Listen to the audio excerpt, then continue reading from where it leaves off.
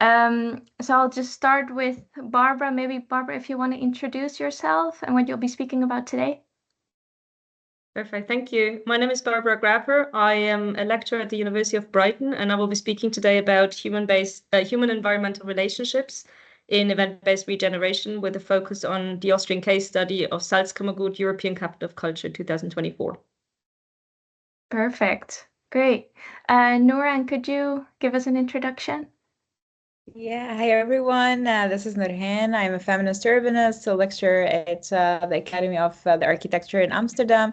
I have my own organization, the Gender City, and I have my book with the same name. I will be talking about gender-sensitive placemaking, our projects in different neighborhoods, and what we call feminist placemaking, and a bit about our recent project, Women After Dark. Perfect. Okay, so maybe I would suggest, Barbara, if you want to start your presentation first, then I think we'll continue with Nourhan's presentation and then we'll wait with all the questions and we'll do that after you have both finished, if that's okay.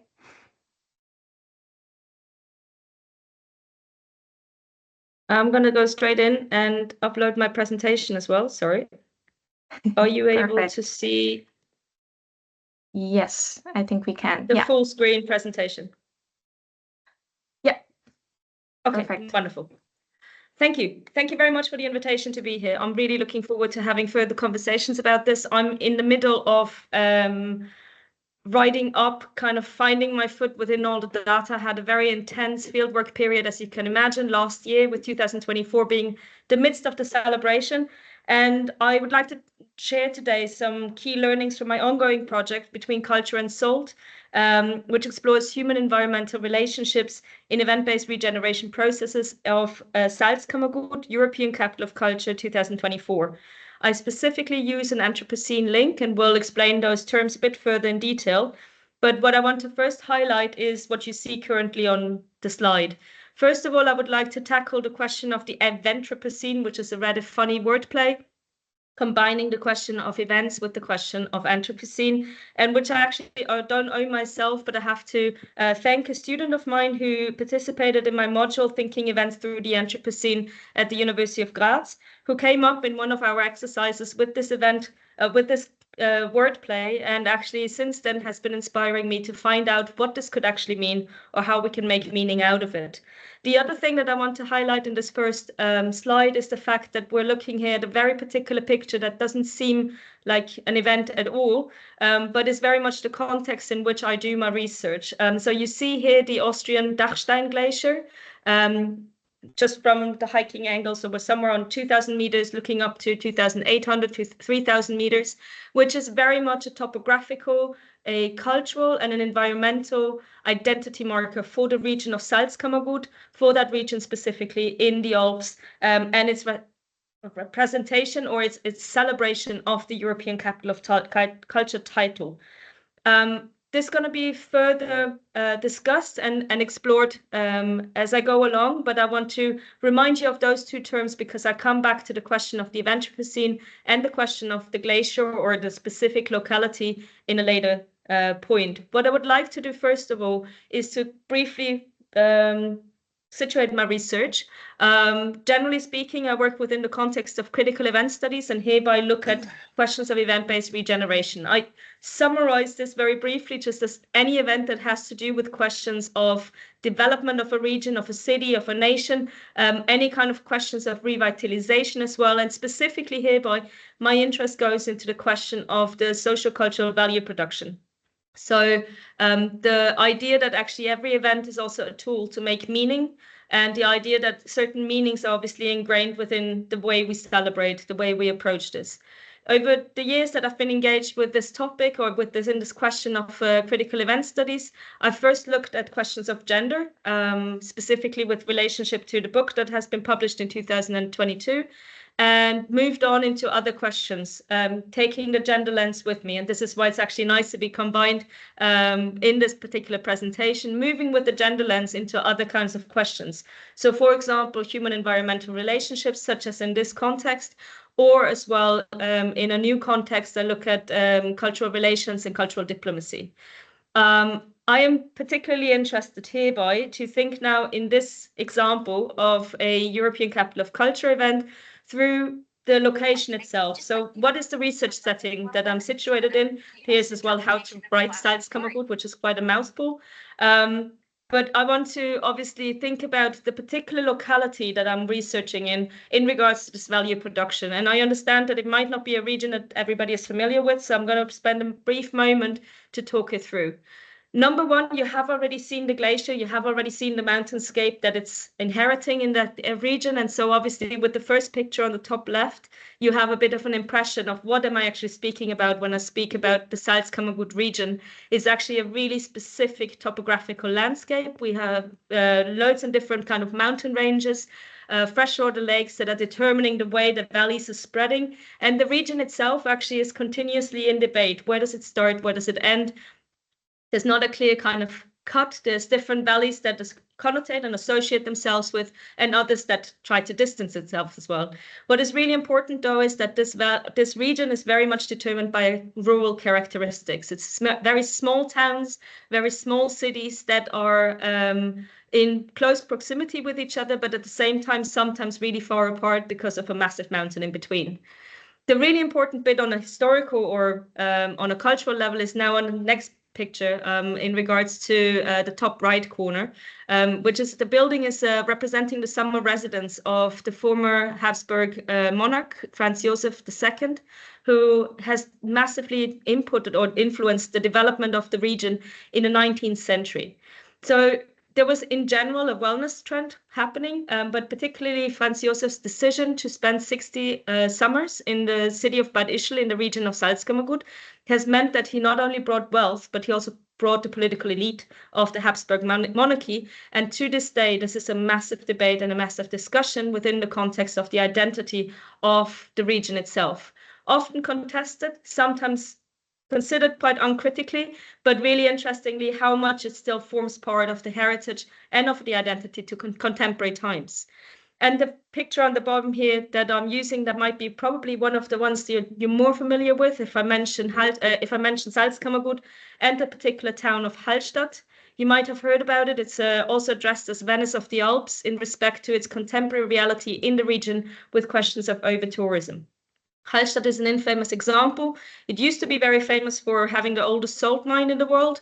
Nowadays, it's mainly famous for this particular kind of picture where mass tourism is gathered into this very tiny town in order to take particular kind of angles and viewpoints in regards to a heritage-listed scenery of a particular Austrian village. The point hereby is that actually tourism in this case is is considered to be a massive problem, but at the same time, the region is facing massive amounts of depopulation. Depending on which areas in the region, actually tourism can be considered on the one side as something of a blessing even. They look for tourism for economic prosperity, but on the other side, we have the other extreme of Hallstatt, where actually tourism has gone overboard and there's regularly protests happening in order to find solutions in respect to the touristic interest that is happening. So these are the circumstances in which Salzkammergut 2024, the celebration of the capital of culture, is actually situated in a topographical, a historical, and a contemporary reality that is very particular to a European capital of culture framework, and hereby also holds a pioneering role because it's 23 municipalities that have come together in order to apply for the title. This was something that I was really curious about, just its basic standing. 23 municipalities in a rural area sounds really interesting. But one thing that was really relevant hereby as well was actually the reflections about that topography, that history, and that contemporary challenges that bring the kind of discussion and discursive narrative within the European capital of culture. And the reasons why I brought up the topic of between culture and salt, which I've been working on since 2021. So in a brief nutshell, the research design you can see here outlined in the table is very much split between the question of the narratives of human environmental relationships, the practices and the infrastructures. I focus hereby in the narratives on cultural education, facilitation, specifically surrounding tour guiding, mountaineering guiding, practices around questions of event and cultural management, and in the context of infrastructure on the question of the investment into public transportation for a region that is very dependent on the car. What I will be talking about today is mainly the question of practices in event and cultural management, as I would like to kind of summarize it up as far as possible in order to make it streamlined most, and it's also the topic that I'm currently most engaged with. You see from the table as well, I'm very much based in my research on participative observation, semi-structured interviews. I very much go with an ethnographic research approach with elements of creative methodology that I have been specifically in the context of public transportation been using quite strongly for. Without dwelling too much on the research design, I want to jump straight into the topic itself and actually jump to the big question of what do I mean when I talk about the Anthropocene in the event research? What is that thing that is human environmental relationships in the event research? Generally speaking, I do not want to claim that I'm the first one thinking about this. I think loads of different publications have come out in the last 30 years about the questions of how the environment needs to be thought about in an event context. And we see a lot of that obviously is situated within the context of sustainability, within a kind of wider discursive debate, obviously very much simulating to other disciplines having a similar kind of debate of the mainstream sustainability discourse being kind of the first reference whenever we think about human environmental relationships.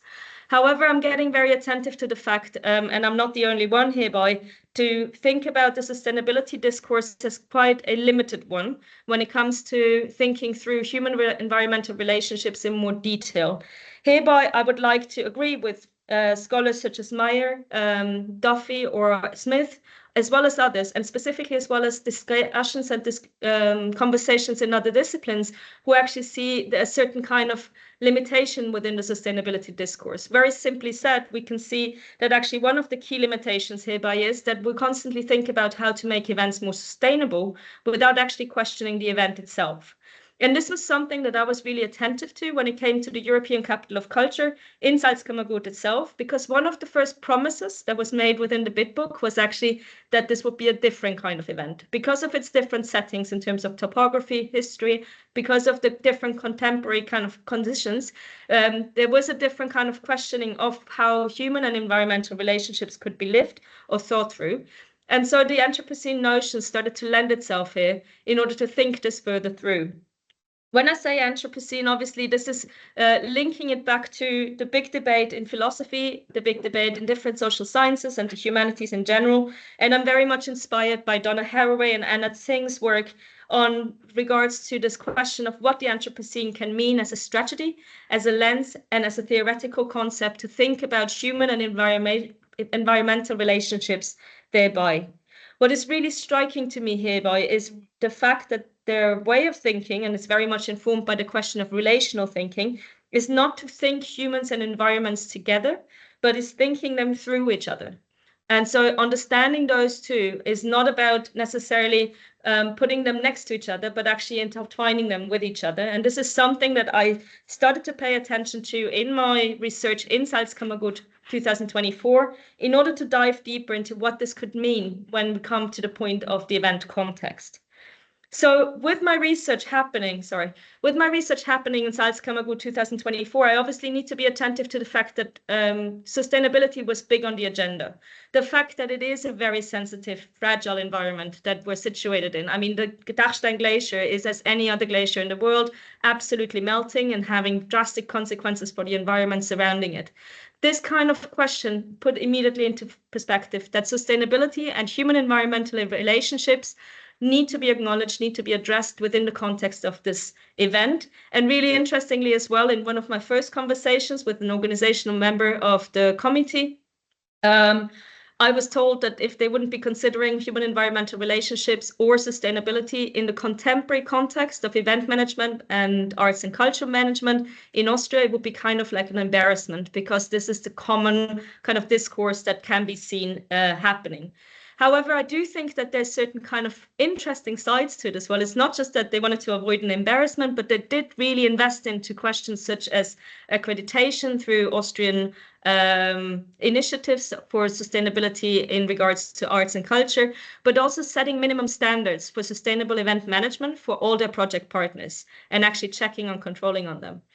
What, from my point of view of being interested in these tools for meaning making that events can represent is really interesting is the question of how the curative and discursive element of so-called climate culture was being addressed. This is a citation I take out of an interview again from a member of the organizational committee, and actually was highlighting the fact that there's not just an interest in an operational approach to questions of sustainability, but also a question of a discursive discussion that needs to be held, that needs to look beyond sustainability and into the question of how humans and environments are connected, are be read to through each other. And so looking at this and looking at this kind of baseline on which I could build upon, I started to seek out specific case studies within the programming of the event that I could research in further detail. Interestingly, obviously, it's always difficult to select. It's always difficult to understand which one I should be looking at. Interestingly, though, it was really, I had a lot of choice. I had a lot of different projects that were dealing with questions of, I'm going to say generically, nature and the environment in some kind of way. And it was more a question of who was available and who was willing to join the research to actually make that final decision. All these case studies were researched through interviews, through participative observation, and through strategic document analysis. And hereby, the 3 have been selected for the timing that they were at, the locations they were at, and mainly the availability of artists. The first one, which you see on the top image as a little excerpt, is the Garden of Moving Times, which is a school project that has been established as a garden in collaboration with 2 artists. It's very well described by the artist that actually it would be really easy to just establish a garden in a school ground, but the really big challenge and the artistic interest comes in when it comes to the question of how do we build a garden that actually can be representative and can be a learning space for human environmental relationships. This 3-year project reflected not only onto the gardening process itself, but took the gardening process as a metaphor in order to understand, educate, and learn about this process of how we live with the environment around us. And it took this to the level that they actually, on the one side, really, really deeply drilled into the ground in order to understand what kind of soil they're using, as well as really, really went into detail of what kind of structures in the school could support them or could harm their project of the garden. I'm going to come back to this specifically in regards to the learning, but one thing that I want to point out is that one of the key aspects that they were closely thinking about was the question of time and temporality. Time and temporality is a very specific kind of question as well in regards to the second example, which is written here in German as the große Weltraumweg, translated as the Great Spacewalk.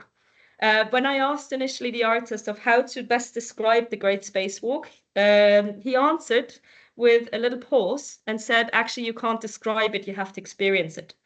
As I don't have 7 days in order to make it available as an experience, I am going to try my best and summarize it as a self-guided tour and a sound sculpture. It's an immersive experience that takes participants over the course of 7 days from the city center of Bad Ischl, which is a small town in the Salzkammergut region, to a mountain range called the Dead Mountains, and all of it is done by foot. Sound sequences hereby are designed to make the walker reflect upon the relationship between human and nature, human in nature, as well as nature and human, and hereby really inviting to the fact of considering how nature is not just affecting, but how nature is determining the human body, and therefore the human body always being part of it. The final example is illustrated here on the bottom picture, and is the project is called, without title, Fermented Landscapes, a Process of Transformation. And the well-known artist she is well known in Austria for having various different projects in various different cities at the moment, and closely engages with the question of the transformation process in agriculture and harvesting.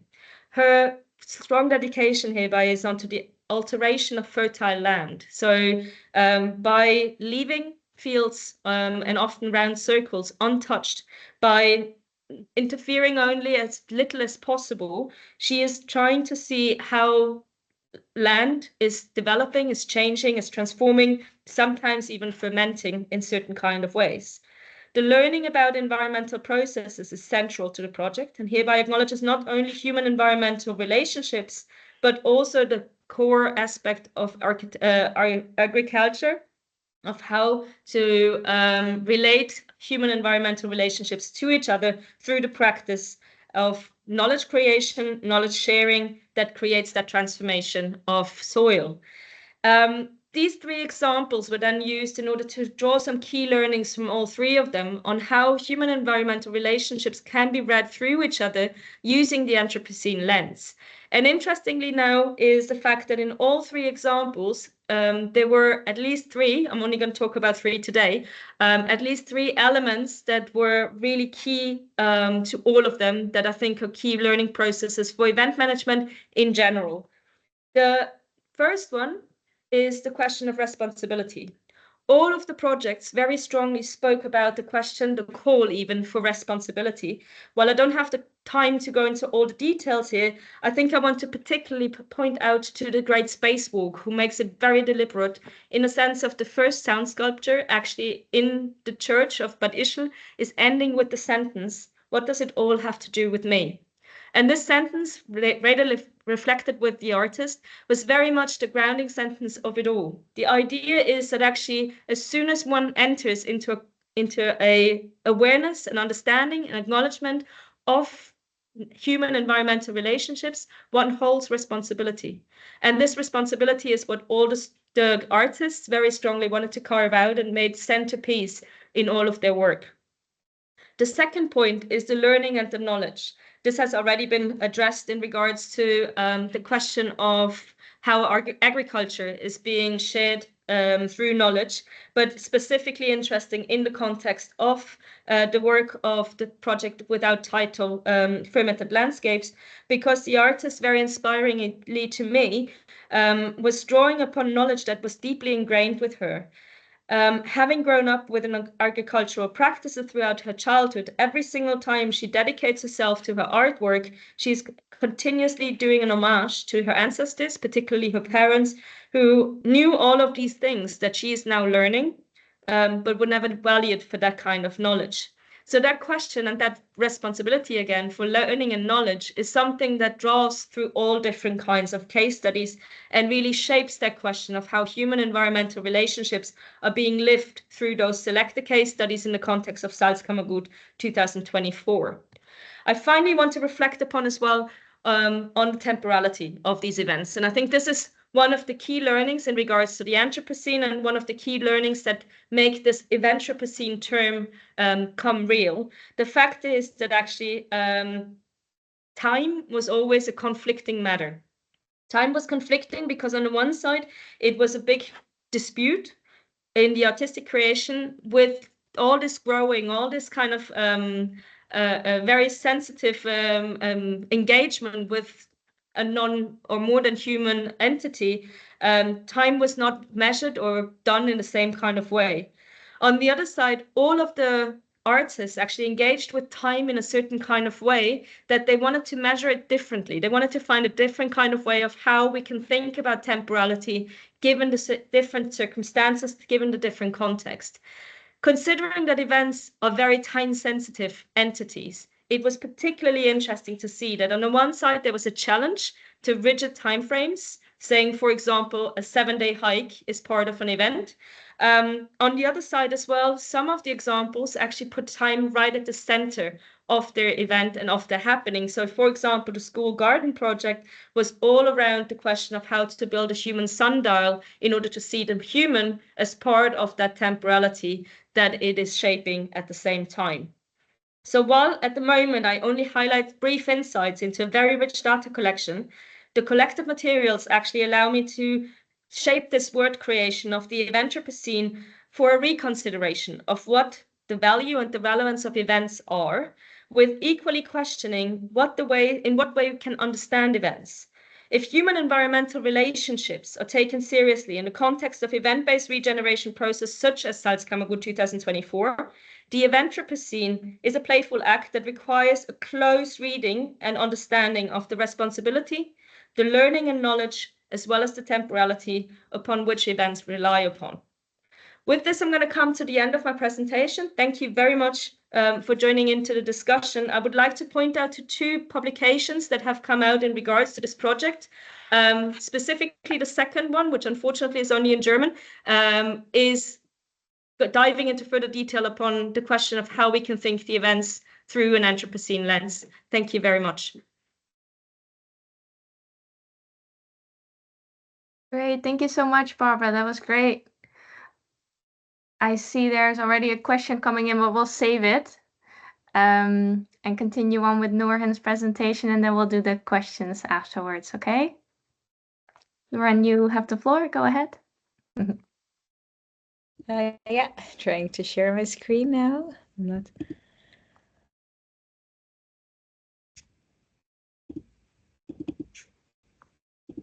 Oh. Am I allowed to share? You should be allowed the rights to share. If it's not working, you can email it to me. I can see if I can put it up. Let me try again. Yeah, maybe it's a bit about my security rights. Oh no, let's see.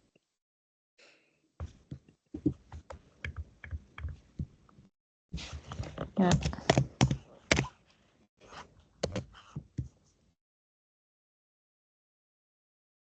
Oh, yeah. Hopefully now I can.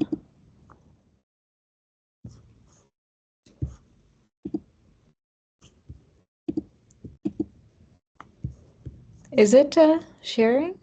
So now I can present? Yeah, I can see it. Yeah. Okay, perfect. Finally. You might just need to expand. Yeah. Yeah, I did so, but maybe it's taking a bit longer. Yeah, so hi everybody. I'm gonna be sharing some bits and pieces actually from my book, The Gender City, but as well our work in our organization. So who we are at the Gender City, we're based in Amsterdam with our headquarters here, but as well in Milan. And we have the biggest feminist design experts network. We work on gender inclusive, sensitive design. And we are actually exist in 100 cities around the globe. And I'm very grateful for our extended network and for all the learnings we can have from women and girls communities all over the globe. So with the belief, I think 6 years ago, well, I'm a feminist growing up since I'm 6 years old, but 6 years ago when I had this paradigm shift, ending my PhD in urban design and placemaking, solely working with women and girls communities, I understood really that how cities were built on gendering and how our city has a gender, and it's usually a white, able-bodied, heteronormative, patriarchal young male. And how is this failing or restricting more than half of the population? And in the gender city, we always say that we need to build an evidence. We need to gather data and we need to prove why we think our cities are not serving more than half of the population. So one of our research projects that is running now, Women After Dark, the WAD series with pilot projects in 5 European cities, Milan, Amsterdam, Berlin, Rotterdam, Paris, and yeah, these are the 5 cities. We have some analysis and data gathered, gender disaggregated, and we know that 70% of women feel unsafe traveling in public transport after dark. We know that globally only 29% of women are in decision-making positions in general. Of course, in urban design, mobility sector, even this percentages goes down and more. And as you can see, 16% of employees are women in the built environment sectors with decision-making powers. And globally as well, we know a lot of fearing for safety. Harassment happens for women. We know with the pay gap, women tend to live on the periphery in cities, and how mobility is actually planned right now restrict women and carers with the trip chaining that we will as well tap on more later in my presentation. So with all of these data and more, we know that there is and how the built environment and modernism, actually the waves of modernism, built this segregation of what is public and what is private, and it was segregated according to very specific gender roles. So these restrictions, what made the city is built on gendering and this gender division of labor that built this through the modern zoning, exacerbated this segregation. So what is called spatial segregation is how as well the infrastructure of our cities has created a disproportionate time burden that reaches 2 hours more for carers, or and we know with percentages as well, 75% of the care activities and the unpaid care work is done by women and 80% of it is unpaid. And with all of this, time consuming, pay gaps, mobility that is really restricted to women's needs, what I call genderification, and this word that I presented in the Gender City, my book in 2023 that was published. It really taps on how attributing gendered characteristics, roles, identities into the spaces and systems and social practices. How it built this reinforcement of gender norms and still building systemic biases that because we have never rethought how we design and for whom we are designing to, has been exacerbated over and over again with this very restricted societal expectations as well, and certain representation of territorialization of places and spatial places specifically. So all of this led as well to I'm sharing some of the concepts here and there that I introduced in the Gender City, what as well is called mental maps. And mental maps are really our cognitive experiences that is very specific, that is shaped by as well having a sexually objectified body in public space. So it's really shaped differently, and it's of course very different in parts of the world. But we know that it's shaped very specifically around safety, harassment, a fear of threats, and perceived threats in the public space. So what I investigated more, what these mental maps can be: fear zones, safe zones, no-go areas, and what we call wisdom, the wisdom of communities of women. We really know more and more, even like with the word of mouth, what are the no-go areas, what are the routes to take, and all of these gender geographies that are built around segregation.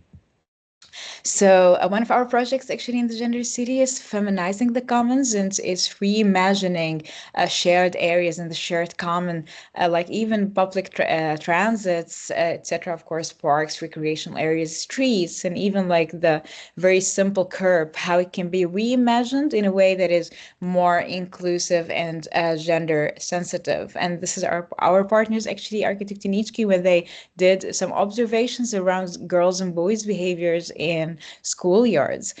And for the longest, you as designers, you just pin out or sketch a Muga prototype, the multi-use game area, without really knowing how it's serving girls or even teenage girls, and how 97% of it's reclaimed by boys, and how girls can be on the periphery just being hit by a ball in the face. So all of this built what we call the step gap, or the physical activity gap, and the need for a feminist lens to urban health, because women actually tend to walk less steps in the day, not because we are lazier, but because of fears for safety. So why don't women walk as much as men? So I think this is the price we pay, something a little bit like the pink tax, but actually the price we pay for fear for safety, and how as well what I love about this, how personal stories really matter, and how to champion our even individual narratives. And this is what I did, and how cities keep failing women. And this is actually what drove me to write the book, these online and offline testimonies, and what I call human data as well, these human experiences that I received actually every day, and made me obliged as well to champion these stories. So one of it said, I feel really resentful that I don't feel safe enough to walk around my city, to the point that I have to pay extra money. And I mean, this is the price we pay, and what I meant by it. So, I mean, with all of this, as I mentioned, the human testimonies, many of them have been, I was actually documenting in different cities around the world. And I love this quote by Laura Mao that she said, streets are a psychogeographical archive of implicit and explicit violence. And this is what I sometimes, as we're reading these testimonies, I feel it's really true. And I think what we try to advocate for more and more about this feminist lens of design, and what I love as well about one of my students when I was giving a lecture, and he is a he, and he said, once you see it, you cannot go back, and you carry this vision with you forever. Because sometimes, like, oh, what gender has to do with it? And when you know and explain more, this is sometimes what people, oh, okay, I cannot unsee this anymore. So I don't want to take up too much time as well, but these are what I call now feminist placemaking. Placemaking is my one of my hats, and I always try to as well tap on how to make sure that participation is actually feminist for the 99.9%, and how actually placemaking that has this decentralization, this shared ownership context, and this what I call radical participation, non-tokenistic participation of communities, how it really is very much integrated within the feminist values of design, and how it is as well tapping on activation, eyes on the streets, and it's as well endorsing safety more and more. So Women After Dark, the project I mentioned before. A year ago, we started with the support of some of our FemDes network all over the globe, engaging, of course, women and championing different identities about their experiences at the city after dark, and how as well we think mobility is fundamental right, and it shapes a lot of access to education, employment, even creativity. We've been talking to women DJs, creatives, women after dark, and how it can transform cultures when we are fully enjoying and thriving in our cities. And this is what I call like the feminist innovation of cities. We don't only want to exist, but we want to thrive in the built environment. And this is a survey we are now gathering, and we'll share more results on it for the International Women's Day, this upcoming one, with our FemDark stations in many cities, capturing offline as well testimonies. But this is the QR code for it. You are welcome to a 2-minute survey to mention your experience in the different mobility in the After Dark. And we were so grateful to receive more than 200 voices that we want to champion this International Women's Day to make it more about our non-restrictive mobility in the city after dark. So this is this one from Amsterdam. I never walk at night. I use my bike. I feel that this way I can escape danger easily. We agree, we second that. And how as well train stations can be anxiety inducing after dark. And this is pointing to the poor lighting, one of our testimonies as well. So I want to share as well one of the general analysis that we have done a year ago as well from the Women After Dark. And it really has some staggering percentages of as well surveillance, and how surveillance is not actually the method to safety. But this is some of the percentages we have. So 70% of women avoid using public spaces at night due to fears of gender-based violence, and 50% avoid them even during the day for similar reasons. And these are as well from Your Urban Voice and some testimonies. But I want to jump to more statistics, and these are some of the pictures from our FemDark stations to capture mobility after dark. It's actually this one from London. It shows how this can be really scary. And 85% of participants feel unsafe walking alone after dark. 38% reported feeling somewhat safe, but they avoid certain areas. And 17% feel completely safe walking alone after dark. that's good for them, I think. So experiences of harassments or threats, 60% responded and reported experiencing some form of harassment or uncomfortable situation while after dark, and 22% found that they've been physically threatened or felt immediate danger at least once, and 18% reported verbal harassment, catcalling, or inappropriate comments. So in use of safety measures as well, we asked some of the safety measures women would use, and 50% said they like have pepper spray alarm or so, and 33% use safety apps or tracking apps, and 17% don't take any additional safety precautions. They have and access to safe transportation. This is what actually made us want more to know about mobility and how mobility can restrict walkability and navigating cities after dark, because of how as well the price we pay, and how sometimes we take a car, an Uber, rather than walking even for a 10 minutes distance because of the fear for the dark. So we are actually all over the globe, as I mentioned, and we would like if you can send us your interest at info@gendercity.org if you would want to start femdevs in some certain city. I assume not everybody from Scotland, but it can be here and there. So the femdev cities, and again, femdevs is our network I initiated in the Gender City more than a year ago, maybe a year and a half, and now we have, as I mentioned, we exist in 100 cities, but with this femdev cities program, we have a capacity building for femdevs leaders in these cities, because they're overseeing some of the projects implementations in the Gender City. So we have this Femini Kit, Urbanism, that is actually captures what we say, the good, the bad, and the ugly in cities due to mobility, public space, after dark. It has a lot of advocacy as well, and this is very much important element in our work, is sometimes only sparking conversations and sharing frustrations in general.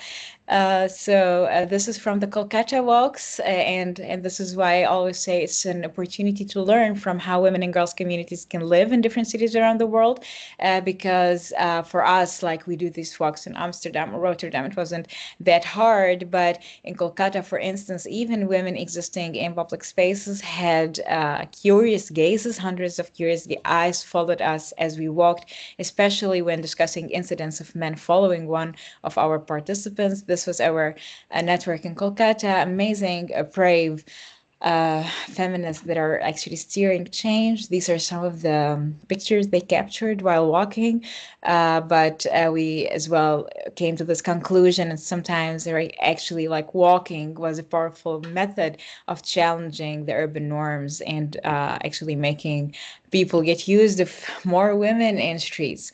And I love this one from Anasi in Kolkata. She said, in a world driven by individualism, we need to foster collective compassion so everyone feels seen and valued.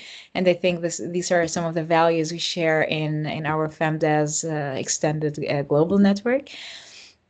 So moving as well, these are some of the things on the agenda. I'm so much as well steering more and more of the wisdom of communities and their power to change their futures.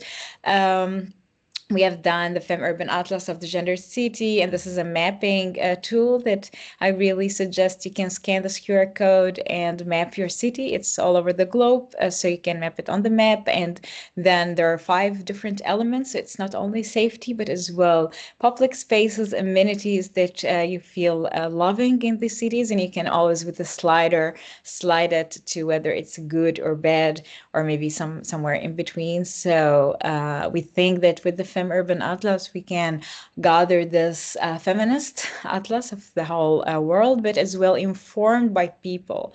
And I think we can hopefully steer some policies, raise some discussions, and change some of these policies.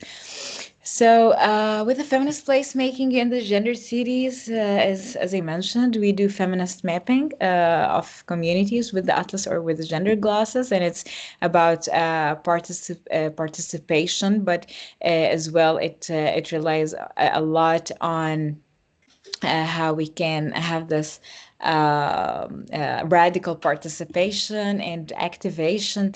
And we raised this question as well about the system and how sometimes having women on at the decision table or in these community gatherings doesn't make it feminist. So it's how to as well guarantee that it is feminist and these voices are actually presented in an active way, because sometimes we are in a system that is very much man-made, literally, and sometimes it really does not embody our true ideas or true voices, because sometimes, of course, we don't want to seem the difficult one or conforming to certain narratives, because we don't want to maybe stand out or always be the one who is like opponent to different to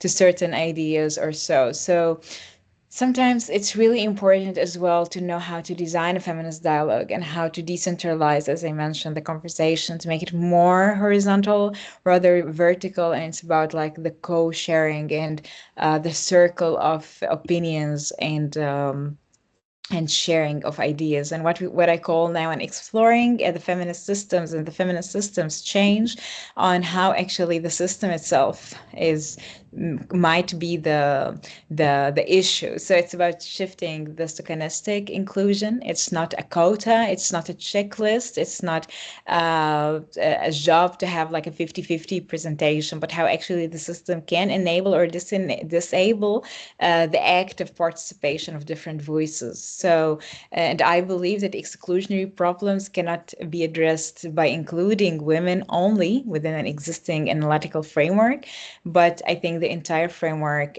must be reimagined and restructured, and not to say that it's wrong, but let's challenge it and see if it is working for the 99.9%.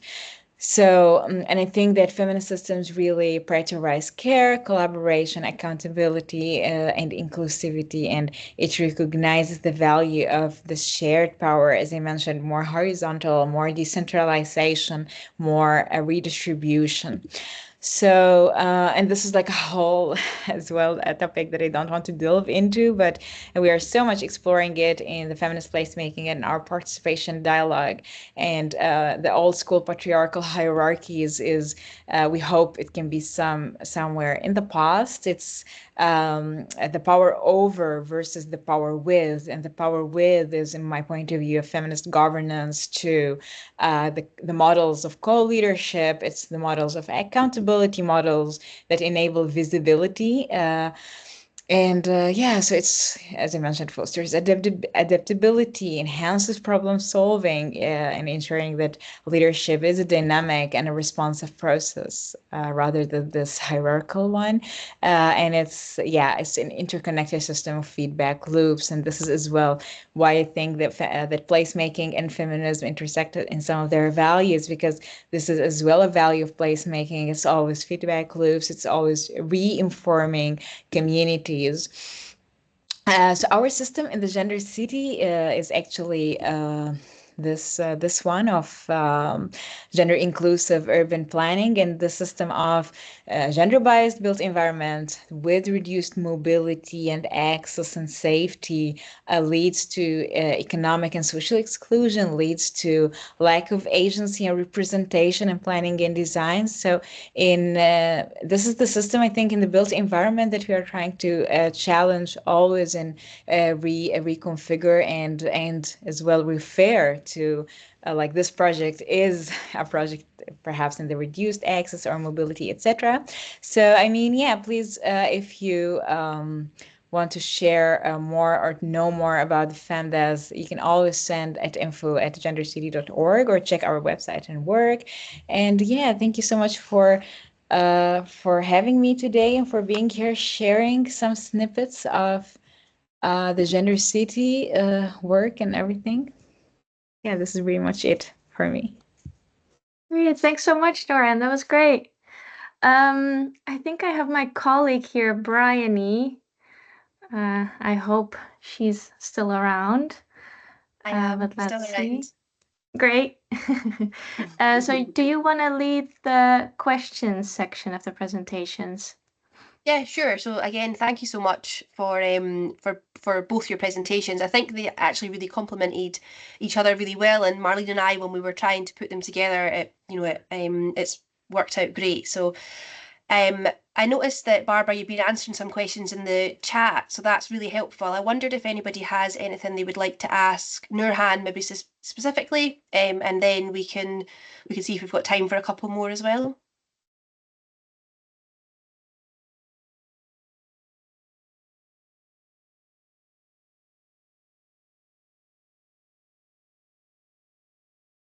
Marlene, you've got a question in there. Do you want to? We've got one in the chat there. Was it for? You had one for Barbara, and I think. Yeah. Do you Yeah, want for to? Shall we each. ask that one? So we've got Nourhan, and you can see it in the chat. Could I ask Nourhan a question, please? Oh yeah, of course, Barbara. Please do. Thank you. I answered via writing. I have a sore throat and I have to teach 3 hours in just a bit. So I'm going to try to talk as least as possible. Nourhan, I was really interested in the question of walking. And I think walking is something that accompanies me in a lot of different research contexts. Could you talk a bit further, just from my own interest, with the question of walking in what kind of environment? Could you talk a bit further about what kind of spaces you've addressed, or what kind of spaces you were walking in those particular night walks or in those walks that you were talking about? I'm really curious to see as well how changes in the community are happening in different kinds of environments, thinking, for example, of how a train station has a different feel when as soon as somebody else is there. And a similar kind of question would probably occur as well in a situation of walking, or am I just assuming that? I mean, if you're mentioning the walks of the Femdas network, so it's really about the wisdom of women and girls communities. So they take us in the places in their neighborhood to explore, as I mentioned, the crossroads, the facades, the plinth, the active plinth, and how actually the interactivity with building can change the whole feel of walking. And as you mentioned, representation, and representation is always a key. So what type of like intergenerational places that that have this representation from different generations and maybe families, etc., and how this as well can endorse the safety. So I mean, it's mapping. Like the night walks is very much different. So it's, as I mentioned, very contextual, and these women takes us in their very much local environment to actually explore their neighborhood and map how much their neighborhood and the places in their neighborhood can be feminist or not, but as well like the what type of representation, as I mentioned, like in Kolkata, when there are no female representation in streets whatsoever, it was a bit like an act of actually like a small feminist revolution to be in streets, and how to build this representation as well for other women and girls to be visible in streets. So it's very much different, and we can talk for hours on the mapping of these communities in different neighborhoods. It's, as we know, it changes from one street to another and one neighborhood to another. So it's really different, but mapping and analyzing gives a lot of insights on what can be activated, what can be as well like very small interventions to happen in terms of even representation that can help. But with the train stations, actually, it's not only presentation of people, but a lot can be served from the design within, to be honest, in the stop, from even like pilots, like the panic buttons, etc., can help even with the feel of safety, not rather, because it's two different things, but yeah, but like the feel of safety and what's actually safe. And it's always yeah, as I mentioned, very contextual. No one answer to all contexts, no one size fits all, but rather very much tailored interventions that can happen in different places. So I mean, yeah, I hope I answered, because walking very differently in different contexts is yeah, build a lot of enrichment in that sense too. I'm trying to catch up with the chat. This is a lot of things happen there, but architecture as well. Yeah, amazing. Yeah. I did have a question, Nourhan. I popped it in the chat, but I might as well just ask you Yeah, directly. Because you talked about this idea of how, I guess, a tokenistic inclusion of women won't work, right? In top-down planning frameworks or just decision-making spaces. So I wonder then what would you see as the alternative? So would it be, do you think community-driven design is the way forward? Because that is not necessarily only women, right? That's a spectrum of people that participate. So how would you see that going forward? Yeah, and I have here to say, when we say feminist, it means the 99.9%. It doesn't mean that we are excluding men. This is very important. I always mention this because, you need to explain this to men. So definitely communities, and what I call the wisdom of communities and the power of communities to change everything. But to be very specific, for years and years, we know that women and marginalized folks has been excluded and alienated in the design processes. So in my as well experience and work with communities in hands-on, it was really about, as again I mentioned, it's very much tailored, but in some actually contexts, women alone spaces can be more helpful. In some contexts, women actually tend not to say their direct opinion with their husbands in the room or men in the room. So women as well are, as I mentioned, 2 hours busier in general in the day for the caring activities, and with the pay gap, they don't have the time to actually join these community gatherings. And we know that usually in community gathering there is always a vocal older man that has more the time and the vocal opinion about things. So I mean, for the longest, this has been the idea of, and who are represented over and over in these community gatherings, and has been heard over and over again. So building daycares, or like enabling daycares, or help with the caring activities, actually proved that women can have the time to be in these community gatherings. As I mentioned as well, building access, and sometimes this access is actually mobility. And as we can see, like for example, in the care block in Bogota, they have buses and free buses to transport women in and out, because women with a pay gap, they are usually in the periphery in very secluded areas, and they don't have the money as well to just take public transportation. Sometimes it's problematic even to take this. So it's actually enabling direct access to these places can really help. So tokenistic representation, and as I mentioned, even if you have the all the resources, sometimes this misogynistic scarcity mentality ideas as well. It's like women conforming to some ideas and conforming to general dominant narratives in order not to be frowned upon from power. This is actually as well when you see it, like if you have the power, if you have the access and the time, sometimes as well you can refrain from saying your direct opinion or real opinion. And this is when you need to, and I'm exploring this is brand new, like the feminist dialogues and how to change actually systems of participation, feminist systems change. It is still a workshop that is happening actually right these 2 months, well, when I'm exploring more building these feminist dialogues and with communities, but as well in education practice and in the practice itself. So in the practice itself as well, you can see a lot and I'm talking from the urban planning and design practice, and you can see a lot of these tokenistic representation, quotas, checklists, when it is not really actively women being heard.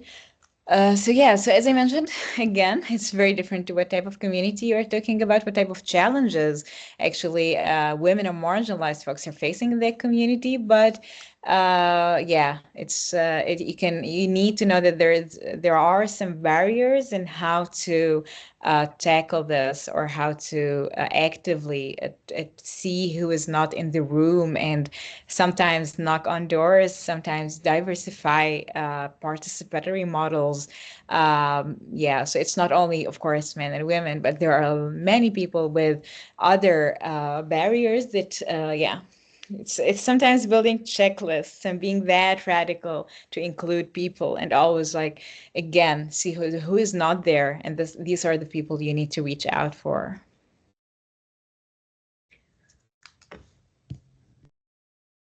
Great, thank you so much. May I ask a question following that? Sorry. Yeah. Of course, Camille, Hi. please Yeah. do. Yeah. So yeah, you talk about intersectional discrimination a bit, and like the city is not only male oriented but also ableist and white oriented. So do you, like, in these communities of women, do you try to include disabled women, Black women? Yeah, how do you do that, if you do? Yeah. Yeah, intersectionality is all what we are about, and what I think what feminism is about. So, as I just mentioned, it's sometimes as radical as checklists and checking demographics of what communities you are working with and try to reach out for. Of course, it's not dragging people in streets, but it's actually, and I think I'm very lucky as well with our FemDes network, and trying to and because it's very much about this, I call it indigenous wisdom, but it's very much the local wisdom too. And this is why I chose to build this local chapters with their language and cultural sensitive and the understanding of the local context. So I mean, this built a very safe space, and I think creating these safe spaces and spaces of representation, when you are able to discuss and freely creating, like, as well, digital and physical spaces of safety.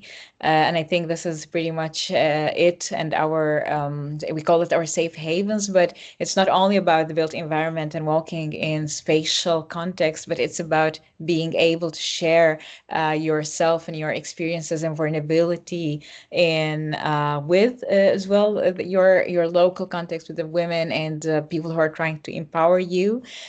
So many of our programs are actually I don't like quotas, but sometimes it's really as well important to have this type of a checklist that everybody's being included. So, for instance, like in certain parts, like in Canada or so, we are as well looking for Indigenous women.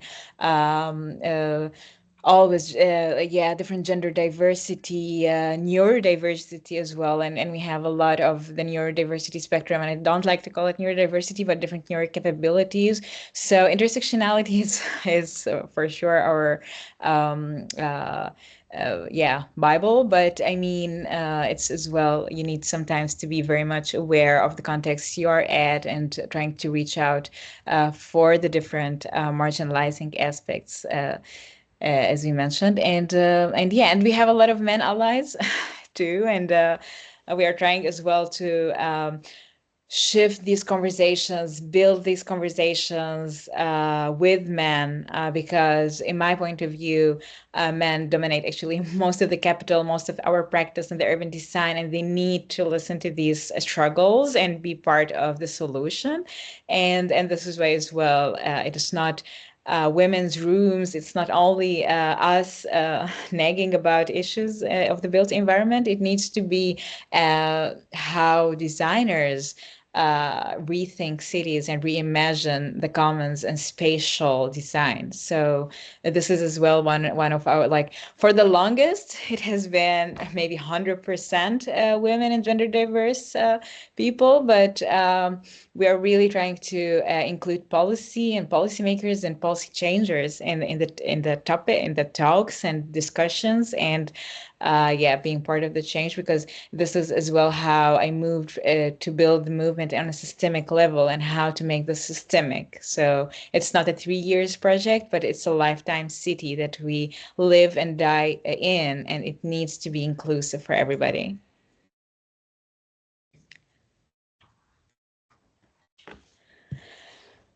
Hopefully, oh yeah, it's already 3 We have a p.m. hand up.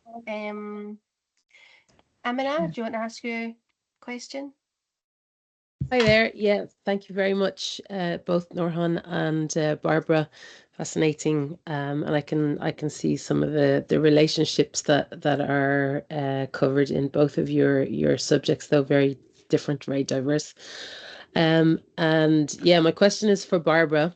Barbara, hi, how's it going? It's good to see you, and thank you very much for the presentation. Really great, and you've expanded a lot on some of the Salzkammergut landscape that you were talking about. I remember at IGC, but I'm interested in the question of your the topographical and historical context, and I'm wondering in terms of, you mentioned Donna Haraway's relational thinking, and is that lens, have you applied that lens in the way that you're formulating the relationship between, in your case studies, between kind of the historical, is that what you mean as well by temporality?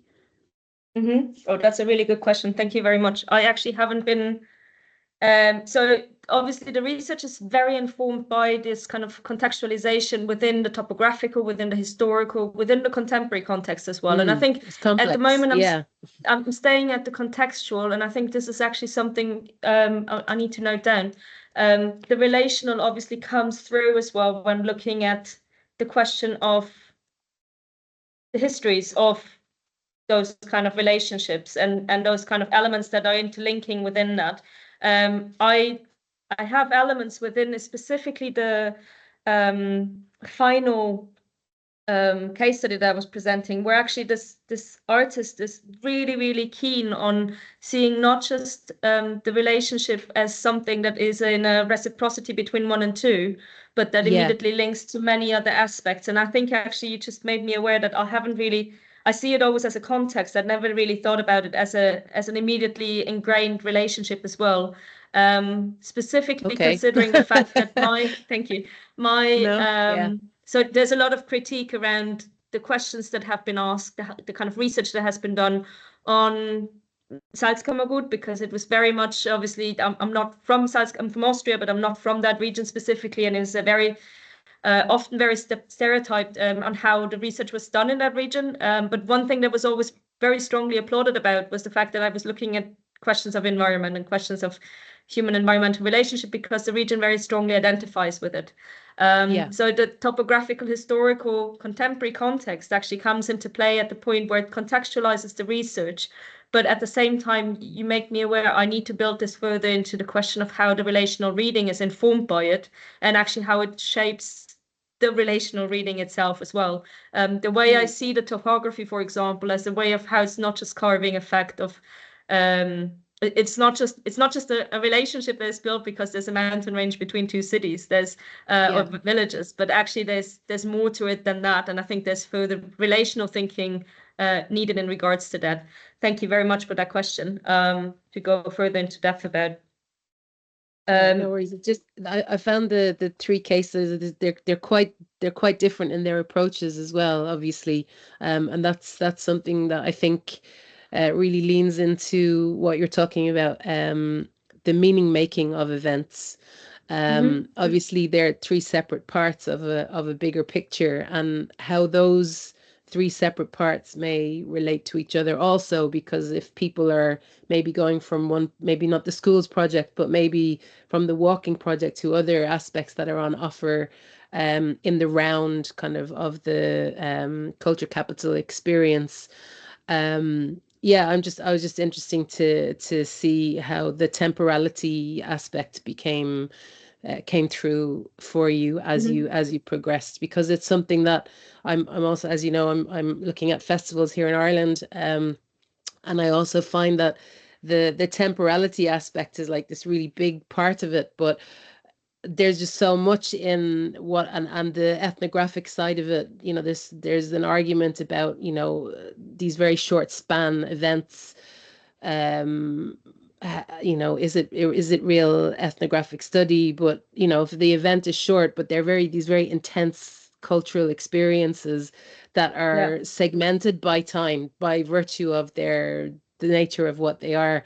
And so I'm really glad that you've added that temporality aspect, because it's always there in the back of my mind that it's relevant in lots of ways, but also from the perspective of the relationship with time, you know, that we're there in this intense moment, or this particular activity, and how does that play in. I'm really eager to develop that element further, because I think that's a really relevant question within the Anthropocene in general. Okay. Amina, can I pick this up with you again via email? Oh yeah, sure. Unfortunately, I'm sorry, Bryony, I will have to dash because I have to go and teach.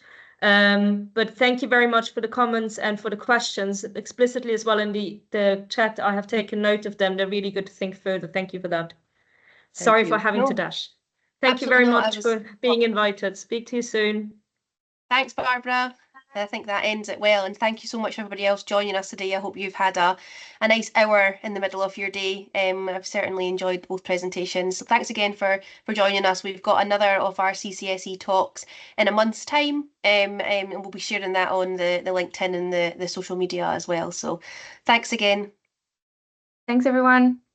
Bye-bye.